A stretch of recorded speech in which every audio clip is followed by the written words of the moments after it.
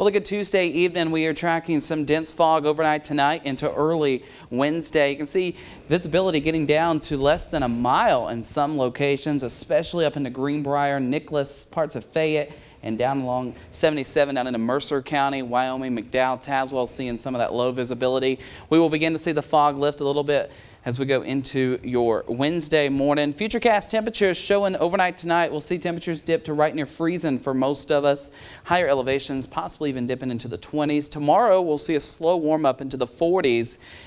And we've had some rain out there today, but the good news is that's coming to an end. We could still see just a little bit of mist or drizzle from time to time, and the fog, of course, setting up. But then we may see a brief break in the cloud cover, and then going into tomorrow morning, you notice Futurecast bringing those clouds back in. It doesn't have a whole lot of precipitation in the morning hours.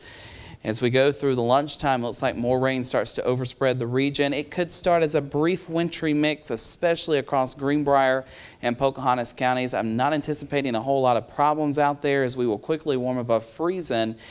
And then notice that initial wave moves in, and then we see a brief break possibly before that line of strong, heavy downpours start to move in Wednesday night into early Thursday morning. You see some of these oranges and even some red color showing up. That is going to be some intense rainfall falling out there as we go into early Thursday, which is going to possibly lead to some flooding problems.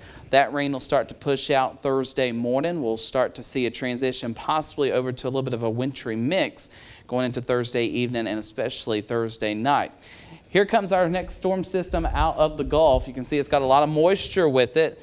And notice we'll have that initial band move through tomorrow evening, and then a strong cold front pushes through tomorrow night into early Friday. The flood threat tomorrow, we were under a slight risk. That's trimmed back just a little bit and pushed on back to the west. We're under a marginal risk, though, for some flooding tomorrow, something we'll have to pay attention to. Now, there is a flash flood watch in effect for Pocahontas, Webster, Nicholas, Fayette, Raleigh, Wyoming, and McDowell counties until 10 a.m. Thursday.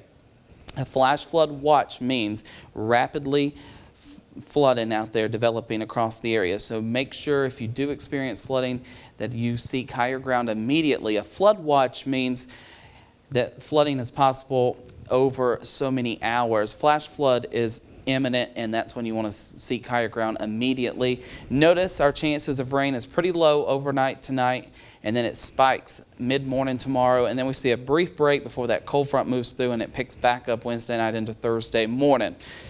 Again, we are anticipating probably on average about another inch of rain across the area, maybe even an inch and a half, close to 2 inches in some locations. And then snowfall amount, again, we're not anticipating a whole lot of snow showing up as we go into your Friday morning, but nonetheless, we could see maybe a half of an inch up to an inch in the higher elevations.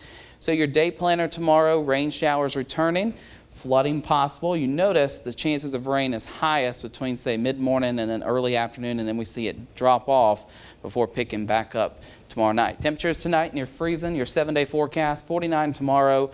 Thursday, 53, and then it drops. The temperatures do like a rocket. We're going down into the teens to start Friday morning. Valentine's Day is going to be bitter cold with highs in the 20s.